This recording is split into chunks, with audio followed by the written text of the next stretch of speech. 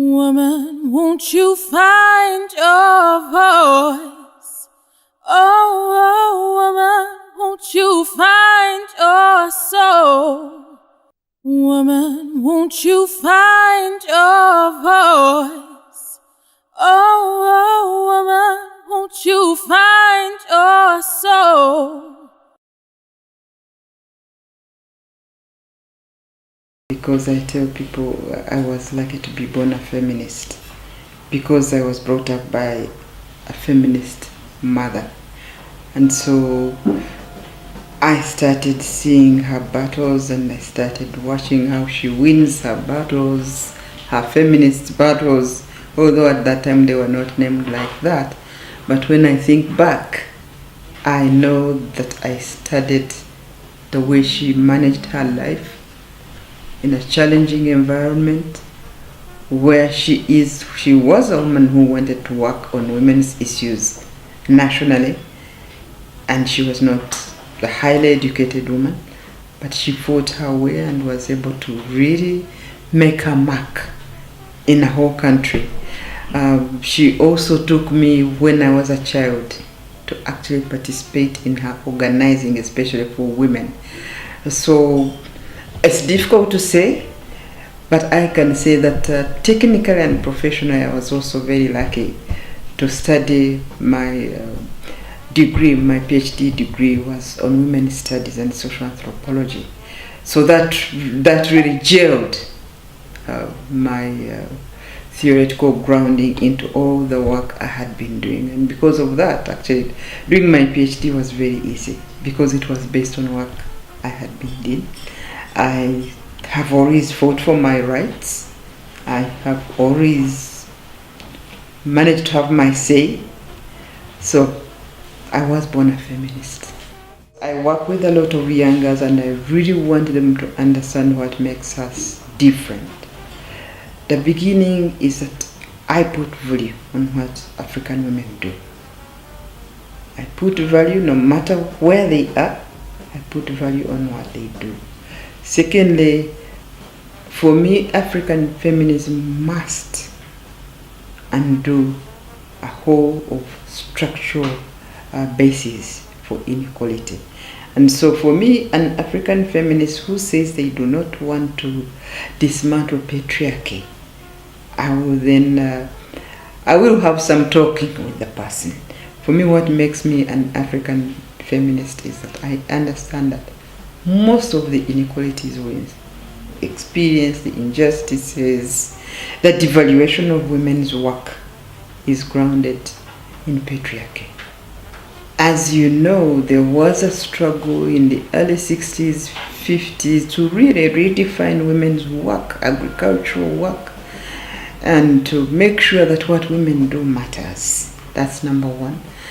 African feminists have really fought against practices, policy practices and policy principles that devalue women, but also make sure that the women's work is not paid. African feminists have come together, and I think we can credit ourselves with really making everybody understand that structural adjustment programs that take away social support, that take away health, that take away emotional support are not good for women. And I think we succeeded, because at a certain point, even leading policy makers in different sectors have come to recognize that if you do not factor in women's work, women's rights work, you cannot succeed.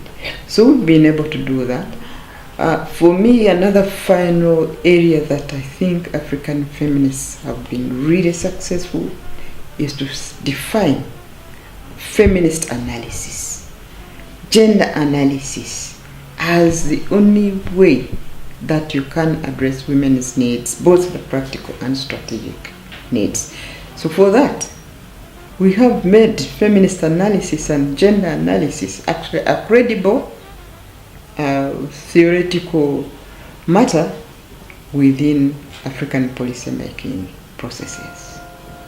I think for me the way forward, we must continue to push, because no matter how much work we've done, the ground is still shaky for feminist movement building. I've just been facilitating an intergenerational meeting, and everybody's talking about the challenge of calling yourself a feminist wherever you come from. I have to say some countries have moved forward, but it doesn't mean that there is no stigma in calling yourself a feminist. So the challenge for me is to make sure that we ground all the young people in the proper feminist thinking, for them to understand the theory of change, to understand that unless you dismantle patriarchy, you cannot build a feminist movement, because you have contradictions in your movement, which is happening in most countries. You have feminists who actually will not accept certain, to dismantle certain structural causes of inequality.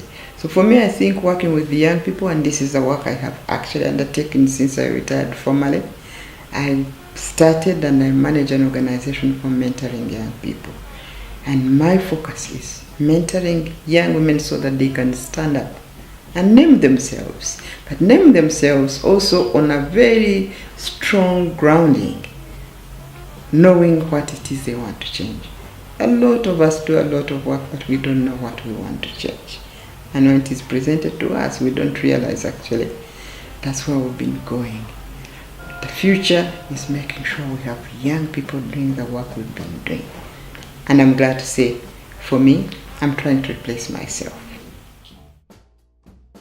I want to really put a woman who is not known in the feminist movement. Her nickname was called Nabere. Nabere is owner of a breast. It's a name that was given to a woman in Uganda. When colonialists came, she fought back. She was taken in prison, and one of her breasts was cut off as punishment, which of course shows that as then and now, our sexuality is always the area of attack. So she's known to very few people, and my father told me that story of Nabere. I want also to name another woman in Uganda. She's a young woman, younger than I am, Sylvia Tamale.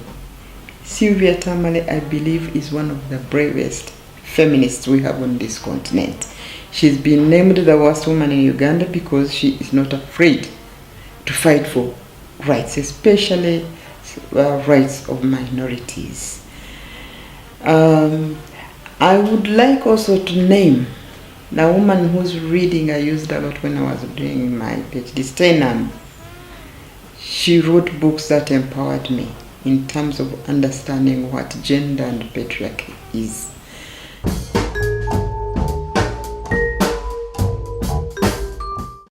And oh, woman, find your soul, and don't let them tell you that this isn't yours, 'cause you are yours, your voice, your power, your soul. Baby, don't let them tell you that this isn't yours, 'cause you are yours, your voice, your power, your soul. Your voice, your power, your soul, your soul, your voice, your power, your soul. Oh, oh, woman, won't you find your voice? Said woman, won't you find your soul? 'Cause this is yours, oh baby, you are yours. Your voice, your power, your soul. Your voice, your power, your soul.